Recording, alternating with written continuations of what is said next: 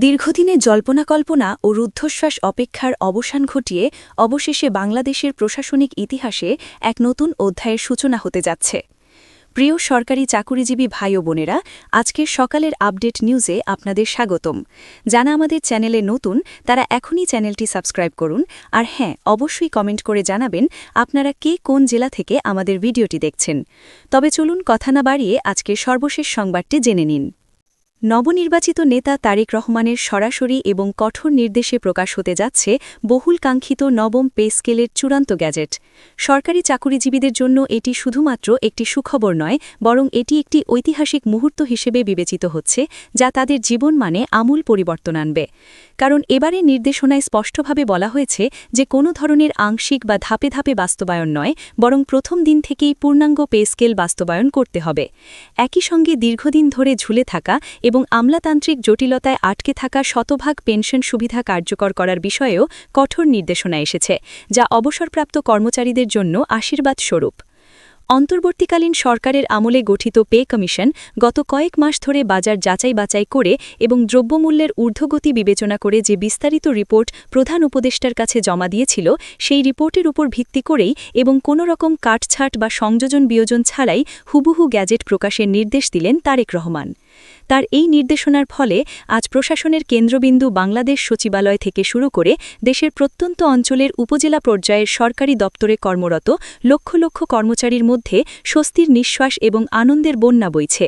অফিসের ডেস্কে এবং চায়ের আড্ডায় এখন একটাই আলোচনার বিষয়, আর তা হল নবম পে স্কেলের পূর্ণাঙ্গ বাস্তবায়ন। তারেক রহমান তার নীতি নির্ধারণী বক্তব্যে স্পষ্ট করে বলেন যে, আমরা সরকারি চাকুরিজীবীদেরকে নির্বাচনের আগেই এবং নির্বাচনী ইশতেহার প্রচারের সময়েই আশ্বস্ত করেছিলাম যে আমরা রাষ্ট্র পরিচালনার দায়িত্ব নিলে বা জনগণের ম্যান্ডেট পেলে যথাসময়ের মধ্যেই পে স্কেল বাস্তবায়ন করা হবে।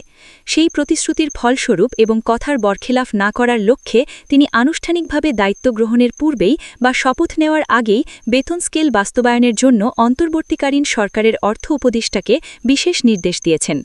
তার এই তড়িৎ এবং সাহসী পদক্ষেপ প্রমাণ করে যে সরকারি চাকুরিজীবীদের জীবনমান উন্নয়নে এবং একটি দুর্নীতিমুক্ত প্রশাসন গড়তে নতুন সরকার কতটা আন্তরিক এবং বদ্ধপরিকর। ইতিমধ্যেই সংশ্লিষ্ট অর্থ মন্ত্রণালয় এবং জনপ্রশাসন মন্ত্রণালয় কর্তৃপক্ষ থেকে অত্যন্ত ইতিবাচক এবং আশাব্যঞ্জক তথ্য উঠে এসেছে। অর্থ উপদেষ্টা ড সালাহুদ্দিন আহমেদ বিভিন্ন সংবাদ মাধ্যমকে অত্যন্ত উৎসাহের সাথে জানান যে আমাদের বেতন বৃদ্ধির বিষয়টি এবং পে স্কেল বাস্তবায়নের দাপ্তরিক কাজগুলো মূলত নির্বাচিত সরকারের নীতিগত সিদ্ধান্তের অপেক্ষায় ঝুলেছিল। আমাদের পে কমিশন তাদের কাজ অত্যন্ত দক্ষতার সাথে শেষ করেছিল এবং আমরাও অর্থ মন্ত্রণালয় থেকে প্রস্তুত ছিলাম।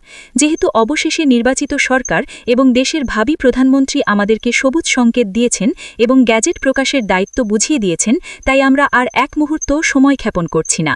গ্যাজেট প্রকাশের জন্য দাপ্তরিক যতটুকু সিদ্ধান্ত নেওয়া প্রয়োজন এবং যে আইনি ও প্রশাসনিক প্রক্রিয়া অনুসরণ করা দরকার, আমরা সকল সিদ্ধান্ত দ্রুত বাস্তবায়ন করব এবং প্রয়োজনে ছুটির দিনেও কাজ করব। যদিও প্রশাসনিকভাবে সিদ্ধান্তগুলো চূড়ান্ত সীমারেখায় পৌঁছতে আন্তমন্ত্রণালয় ভেটিং সম্পন্ন করতে এবং বিজি প্রেসে প্রিন্টিংয়ে কিছুটা সময় লাগবে, তবে যথাসময়ের মধ্যেই অর্থাৎ নির্ধারিত ডেডলাইনের মধ্যেই সকল কিছু বাস্তবায়ন করা হবে বলে শতভাগ নিশ্চয়তা পাওয়া যাচ্ছে। নাম প্রকাশ না করার শর্তে অর্থ মন্ত্রণালয়ের একজন ঊর্ধ্বতন কর্মকর্তা এবং পে স্কেল বাস্তবায়ন কমিটির একজন সদস্য বলেন, প্রধান উপদেষ্টা এবং বর্তমান অন্তর্বর্তীকালীন সরকার ক্ষমতায় থাকবেন আগামী 18 তারিখ পর্যন্ত। আমাদের লক্ষ্য হল এই সময়ের মধ্যেই অর্থাৎ নতুন সরকার শপথ নেওয়ার আগেই এবং ক্ষমতা হস্তান্তরের ঠিক আগ মুহূর্তেই গ্যাজেট প্রকাশের কাজ সম্পন্ন করা, যাতে নতুন সরকার এসেই এটি কার্যকর করতে পারে। আমরা দিনরাত কাজ করে যাচ্ছি এবং ফাইলের জট খুলছি। যেহেতু পে কমিশন গঠনসহ সকল প্রাথমিক কাজ এবং কাঠামো তৈরির দায়িত্ব অন্তর্বর্তীকালীন সরকারকেই পালন করতে হয়েছে এবং তারা অত্যন্ত পরিশ্রম করেছে, তাই নির্বাচিত সরকারের নির্দেশে এবং সম্মতিতে প্রধান উপদেষ্টা থাকাকালীনই এটি বাস্তবায়ন করা হবে বলে মন্তব্য করেন ওই কর্মকর্তা। বিএনপি মনোনীত এবং নবনির্বাচিত নেতা তারেক রহমান সরকারি চাকুরিজীবীদের বর্তমান বাজার পরিস্থিতিতে যে চরম দুঃখকষ্ট এবং আর্থিক অনটনের মধ্যে দিয়ে যেতে হচ্ছে, সেই কথাগুলো অত্যন্ত সহানুভূতির সাথে এবং মানবিক দৃষ্টিকোণ থেকে তুলে ধরেন। তিনি বলেন, আমরা দীর্ঘদিন থেকে সরকারি কর্মচারীদের বেতন বৃদ্ধির প্রয়োজনীয়তা এবং তাদের পরিবারের মানবেতর জীবনযাপনের বিষয় সম্পর্কে অবগত ছিলাম। আমি জানি নিত্য প্রয়োজনীয় দ্রব্যের দাম বাড়ায় স্বল্প আয়ের কর্মচারীরা কতটা কষ্টে দিনাতিপাত করছেন। কিন্তু তখন আমাদের হাতে তেমন কোনো রাষ্ট্রীয় সিদ্ধান্ত নেওয়ার ক্ষমতা না থাকায় বা বিরোধী দলে থাকায় আমরা তাদের জন্য সরাসরি কোনো কাজ করতে পারিনি। তবে দীর্ঘদিন আগে বিরোধী দলে থাকাকালীন সরকারি চাকুরিজীবীদের বিভিন্ন সংগঠনের প্রতিনিধিদের সঙ্গে আমাদের একটি গুরুত্বপূর্ণ বৈঠক হয়েছিল। সেখানে আমরা তাদের অভাব অভিযোগ শুনেছিলাম এবং তাদেরকে আশ্বস্ত করেছিলাম যে সুযোগ পেলে বা আল্লাহ যদি আমাদের রাষ্ট্র পরিচালনার তৌফিক দেন তবে দ্রুত এটি বাস্তবায়ন করা হবে। যদি অন্তর্বর্তীকালীন সরকার তাদের মেয়াদের মধ্যে এটি বাস্তবায়ন না করে বা করতে না পারে তাহলে আমরা নির্বাচিত হওয়ার পর আমাদের নির্বাচিত সরকারের প্রাথমিক এবং প্রধান কাজ বা ফ্ল্যাগশিপ প্রকল্প থাকবে নবম পে স্কেল বাস্তবায়ন করা, যার ফলস্বরূপ শেষ পর্যন্ত এটি বাস্তবায়ন করে সরকারি চাকুরিজীবীদের দীর্ঘদিনের প্রত্যাশার ফল ফুটে উঠেছে। তারেক রহমানের এই দূরদর্শী এবং সময় উপযোগী সিদ্ধান্তের ফলে প্রশাসনিক স্থবিরতা কেটে যাবে এবং কাজের গতি বাড়বে বলে মনে করছেন দেশের বিশিষ্ট রাজনৈতিক ও অর্থনৈতিক বিশ্লেষকেরা। ইতিমধ্যে দেশের বিভিন্ন প্রধান সংবাদ মাধ্যম এবং ইলেকট্রনিক মিডিয়ায় উঠে এসেছে যে তারেক রহমান দেশের বর্তমান অর্থনৈতিক অবস্থা এবং মুদ্রাস্ফীতির বিষয়টি মাথায় রেখে স্বাভাবিক গতিতেই পে কমিশন যে রিপোর্ট প্রধান উপদেষ্টার কার্যালয়ে জমা দিয়েছেন সেই রিপোর্ট অনুযায়ী বেতন প্রদানের নির্দেশ দিয়েছেন। অর্থাৎ পে কমিশনের সুপারিশকৃত বেতন কাঠামোই বহাল থাকছে এবং এখানে কোনো কার্পণ্য করা হচ্ছে না। প্রধান উপদেষ্টার প্রেস সচিব সাংবাদিকদের ব্রিফিংকালে বলেন, বেতন বৃদ্ধির জন্য সকল দাপ্তরিক কার্যক্রম এবং খসড়া আগেই শেষ করা হয়েছিল এবং এটি ফাইলবন্দি অবস্থায় ছিল, কিন্তু এটি প্রদানের জন্য বা আনুষ্ঠানিক ঘোষণার জন্য নির্বাচিত সরকারের রাজনৈতিক সদিচ্ছার অপেক্ষায় ছিল অন্তর্বর্তীকালীন সরকার।